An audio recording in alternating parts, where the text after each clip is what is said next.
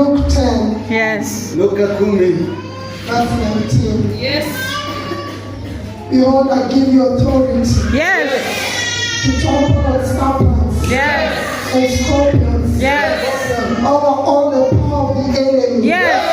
And nothing by any means shall harm you. Yes. You are safe. Yes. You are secure. Yes. You are safe. Yes. You are secure. Yes. Because you've been given the power Yes. and the authority. It is not about you. Yes. It is not you. Yes. But Jesus Christ Yes. has given you the power Yes. and the authority Yes.